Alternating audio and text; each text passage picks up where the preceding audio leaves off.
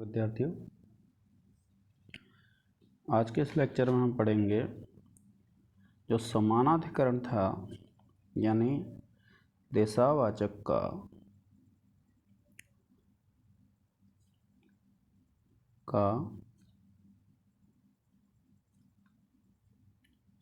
समानाधिकरण के साथ समास।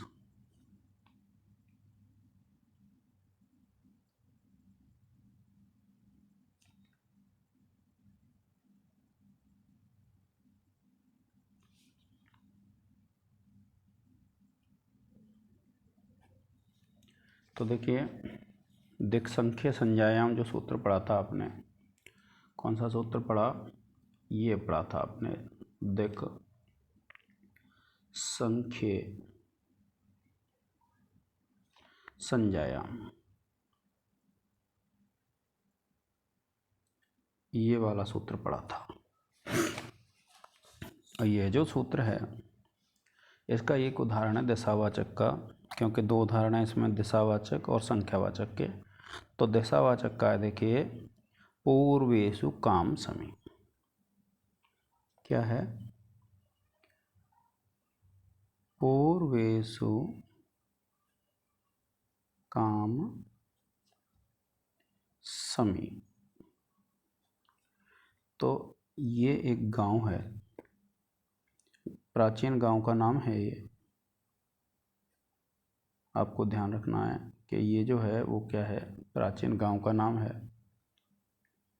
पूर्वेषु काम समी। अब देखिए, दो विग्रह होते हैं, आपको पता है, एक लौकिक विग्रह होता है, एक अलौकिक विग्रह होता है। तो जब आप इसका लौकिक विग्रह देखेंगे तो लौकिक विग्रह तो है इसका पूर्वाचासौ ईसु काम समी। कौन सा है? पूर्वाचासौ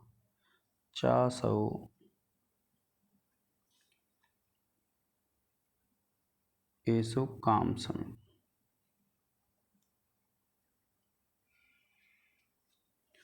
और अलौकिक है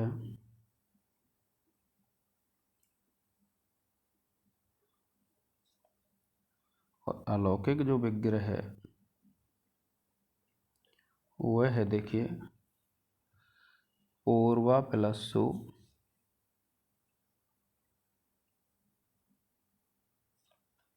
और ईसु काम समी प्लस सु।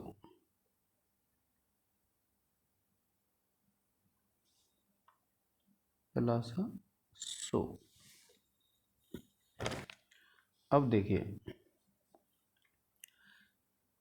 सिद्धि हमेशा जो होती है, इसका जो प्रक्रिया होती है, आपकी जो परीक्षाओं में प्रक्रिया भाग होता है, प्रक्रिया हमेशा किससे होती है? अलौकिक विग्रह से होती है। अब देखिए, सबसे पहले हम लिखेंगे अलौकिक विग्रह और आप लिखेंगे पूर्वा प्लस सु और ईसु काम समी प्लस सु।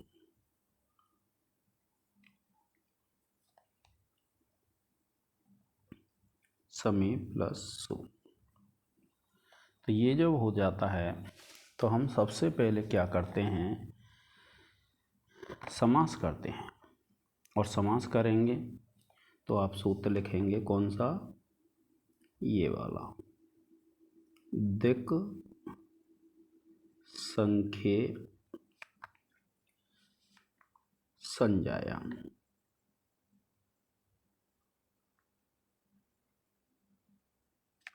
दिक् संख्य संज्ञायाम, ये सूत्र है। और ये सूत्र है तो आप लिखेंगे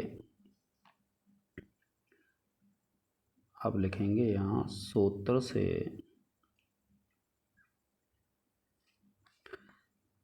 दिशावाचक सुबंत, और सुबंत कौन सा है? पूर्वा का समानाधिकरण, ये डंडा नहीं है इसमें, समानाधिकरण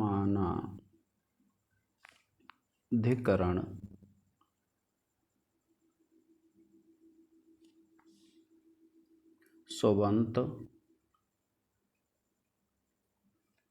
और समानाधिकरण कौन सा है? ईसु काम समी। ईसु काम समी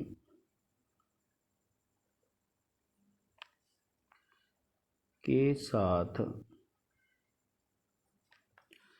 संज्ञागम्य होने पर, संज्ञा भी बोल देते हैं इसको, संज्ञागम्य होने पर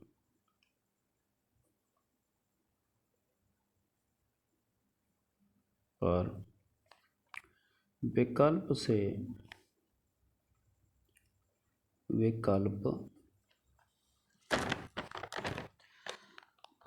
से तत्पुरुष समास।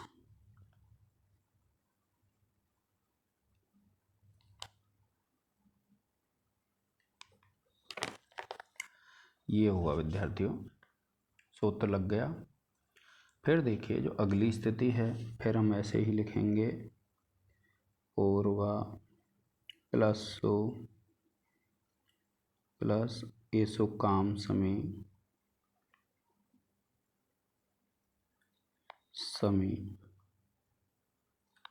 प्लस सु।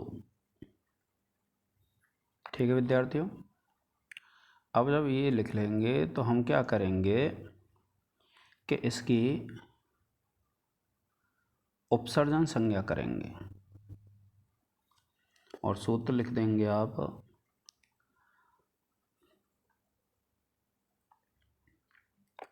प्रथमा निर्दिष्टम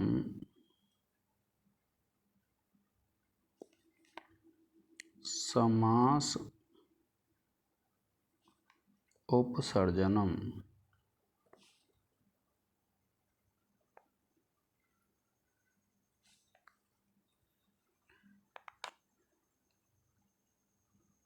सूत्र से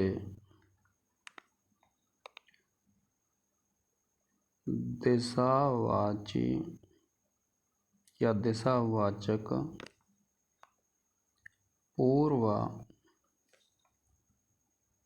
शब्द की उपसर्जन संज्ञा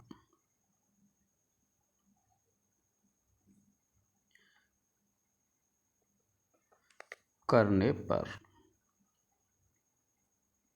तो देखिए ये जो उपसर्जन संज्ञा वाला सूत्र है कि किसकी होती है उपसर्जन संज्ञा, ये मैंने पहले समझाया हुआ है, जब प्रारंभ हुआ है समास का तो आप पढ़ेंगे तो आपको मिल जाएगा ये। अब उसके बाद देखिए उपसर्जन संज्ञा हो गई किसकी? पूर्वा की। तो इसका पूर्व निपात हो जाएगा। पूर्व निपात का मतलब है पहले आ जाएगा। तो आप कहेंगे कि भाई ये तो पहले ही है, तो ये हमें सूत्र लगाना पड़ता है। क्यों? क्योंकि कुछ शब्द ऐसे हैं जो पहले नहीं होते हैं, जिनको हमें पहले लाना होता है, तो इसलिए हमें ये सूत्र लगाना पड़ेगा। और देखिए आप फिर आगे स्थिति बढ़ाएंगे, पूर्वा प्लस सु और फिर लिखेंगे आप ईसु काम समी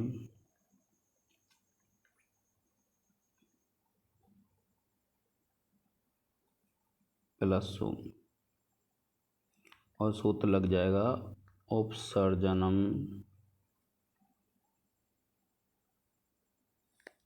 पूर्वम।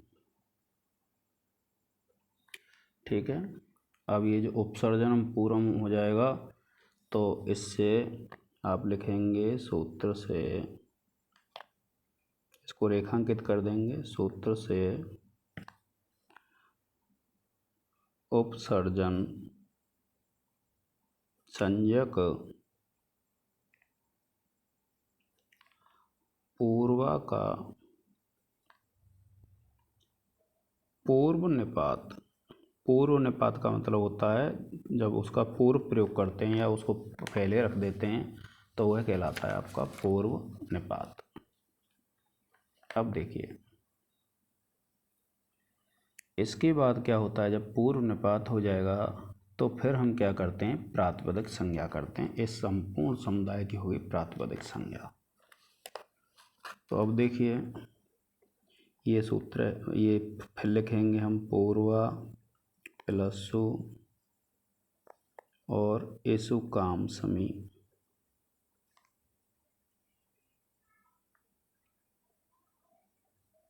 प्लस सु, और आप सूत्र लिखेंगे कृतद्धित समासाश्च।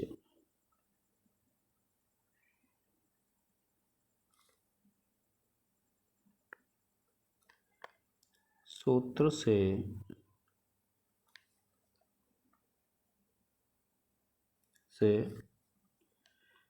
समास की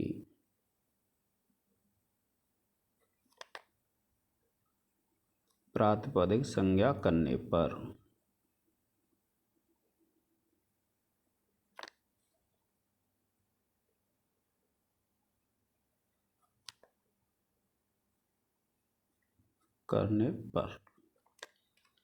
ये है विद्यार्थियों। तो इसकी हो गई प्रातिपदिक संज्ञा। अब उसके बाद क्या होता है कि ये जो सुप हैं, इन सुपों का करना है हमको लोप। अब देखिए, अब आप देखिए ये सूत्र जो है आपने पढ़ा हुआ होगा। अगर आपने नहीं पढ़ा है तो देखिए, ये सूत्र क्या है कि कोई कृदंत हो, कोई तद्धितांत हो। तो कृदंत तो किसको बोलते हैं? जिसमें कृत प्रत्यय लगे हैं, और तद्धितांत तो उनको बोलते हैं जिसमें तद्धित प्रत्यय लगे हैं। तो इनके, और लास्ट में दिया है इसने समास, या फिर कोई समास हो, तो उसमें जो सुप है, सुप का तात्पर्य होता है जो 21 प्रत्यय होते हैं।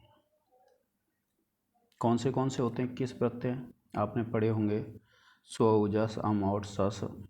ये जो 21 प्रत्यय होते हैं, इन 21 प्रत्ययों का लोप हो जाता है, सॉरी, इनकी प्रातिपदिक संज्ञा हो जाती है।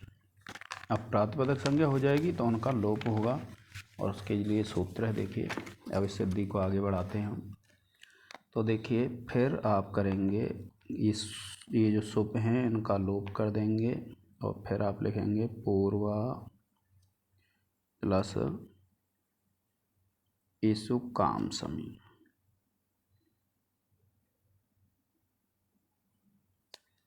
और सूत्र लिखेंगे आप सुपो धातु प्रातिपदिकयोः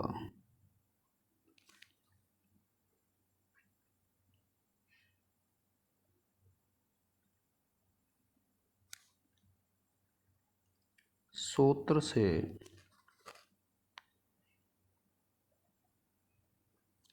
सुपो धातु प्रातिपदिकयोः सूत्र से प्रातिपदिक के सुप सु का लोप। अब देखिए, ये जो सिद्धि है, क्योंकि ये पूरा है, ये समास है, तो इसलिए कृत तद्धित समासाच सूत्र से इस समास की हो गई प्रातिपदिक संज्ञा। और जब इसकी प्रातिपदिक संज्ञा हो जाती है तो ये जो सूत्र है सुपु धातु प्रातिपदिकयोः, ये सूत्र क्या करता है कि जो धातु और जो प्रातिपदिक होते हैं उनके सुपों का लोप कर देता है। ठीक है, सुप जो होते हैं, सुप 21 प्रत्यय होते हैं, तो इसमें सु हमारा सुप है, तो इसका लोप हो गया किससे? सुपो धातु प्रातिपदिकयोः सूत्र से। अब आप क्या करेंगे, देखिए,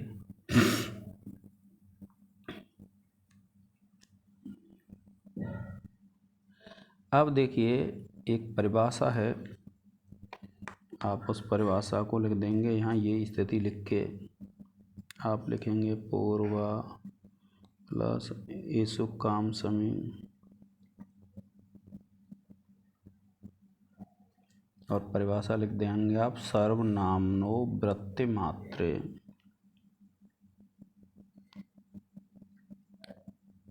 नो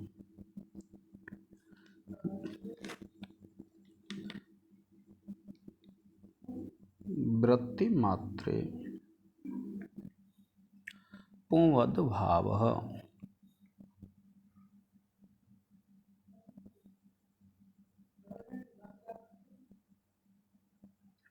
पुंवद भावः से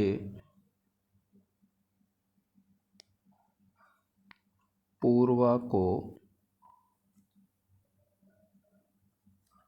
पुंवद भाव।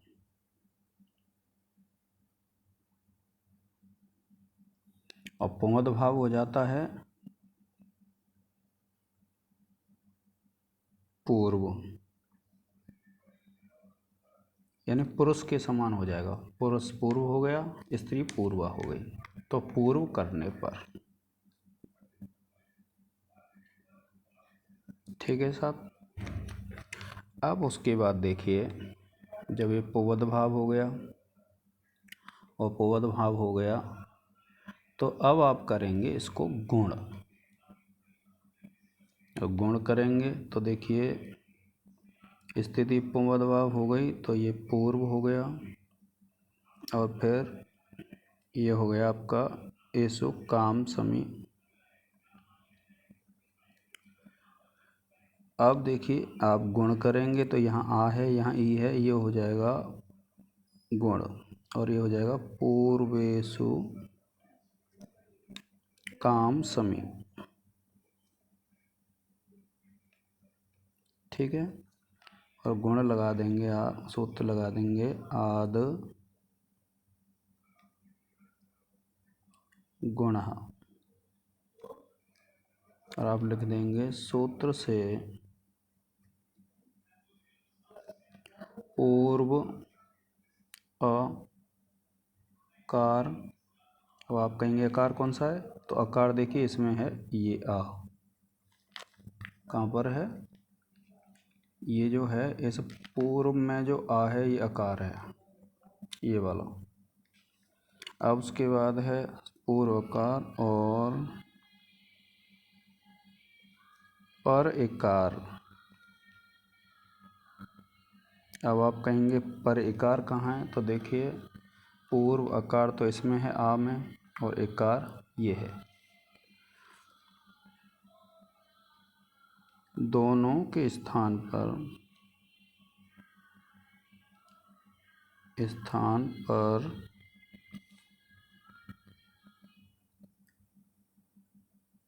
एक गुण एकार आदेश।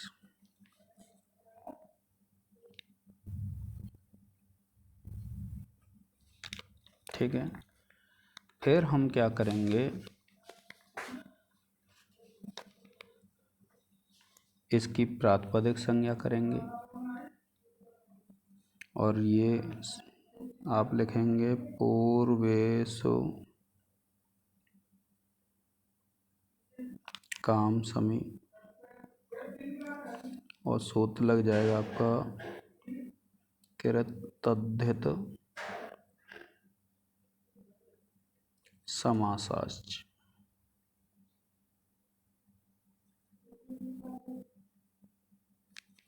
से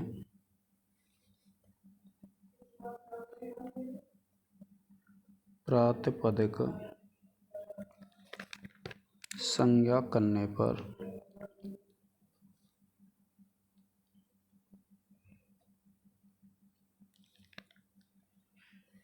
अब देखिए, हम वैसे तो क्या करते हैं कि जैसे हमने यहाँ किया, और हम इसको लिख के फिर लिख देते हैं सीधा विभक्ति कार्य करने पर रूप सिद्ध।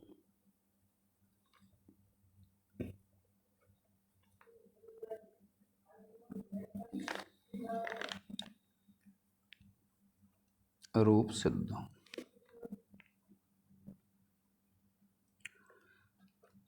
अगर आप चाहें तो देखिए यही कर देंगे। फिर भी अगर आप चाहते हैं कि और कुछ हो जाए, तो देखिए जब आपने प्रातिपदिक संज्ञा कर दी, तो फिर उसके बाद क्या होता है, हम सुप लाते हैं।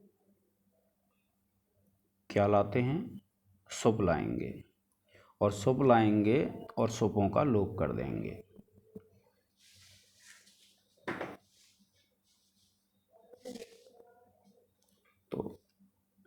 यहीं पर क्या विद्यार्थियों, जैसे आपने रमा की सिद्धि में पढ़ा हुआ एक सूत्र है, अलंग्या बव्यो दीर्घा सुतस्य प्रथम हल। तो इस प्रकार से लोप कर देते हैं, अर्थात आप लोग सिर्फ विभक्ति कार्य करने पर सिद्ध कर देंगे तो आपकी सिद्धि पूर्ण हो जाएगी विद्यार्थी।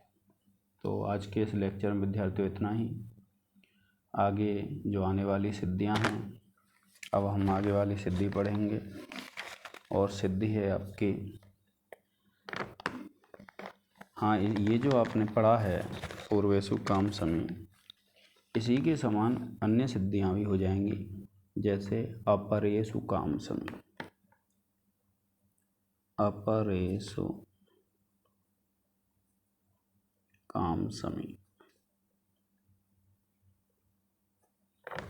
ये हो जाएंगी।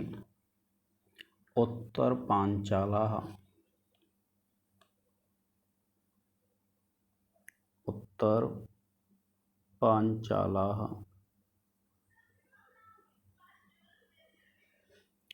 दक्षिण पांचालाः,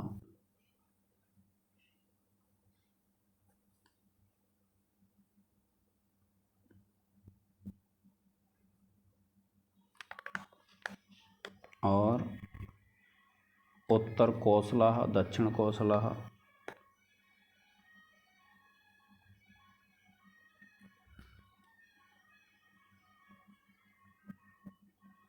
कौशलाः, दक्षिण कौशलाः।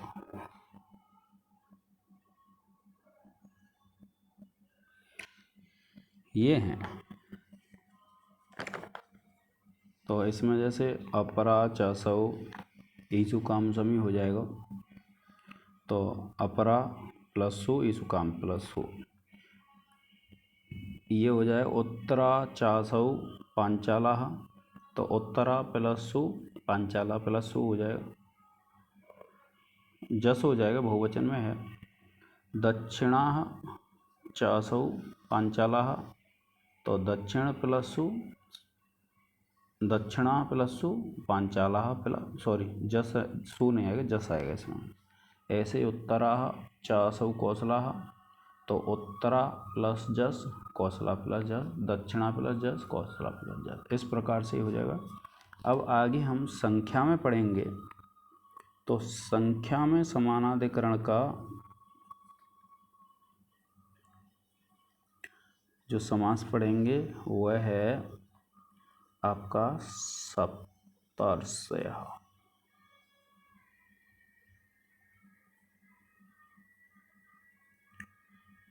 ठीक है विद्यार्थियों, एक और ध्यान रखने की बात है इसमें कि बहुत से व्यक्ति इसमें कहते हैं कि कर्मधारय समास है, तो आपको ये ध्यान रखना है, इस सप्त ऋषि में कर्मधारय समास नहीं होता, केवल तत्पुरुष समास होता है।